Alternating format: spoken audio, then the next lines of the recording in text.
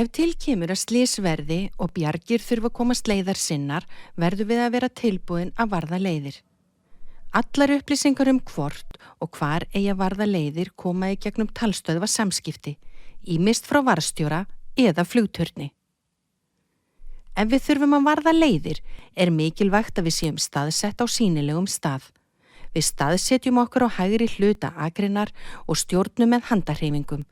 Þegar við þurfum að stöðva umferð, þá snúum við að ökutækjum með báðar hendur útréttar.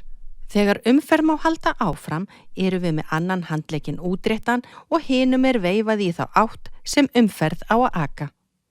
Munum að hafa talstöð meðferðis þegar við förum út úr bílnum okkar til að halda talstöðva samskiptum við flugturn. Ef atvikið gerist þegar það myrkur, gott að halda á ljósum til að auka sýnileika okkar og koma upplýsingum betur til skila.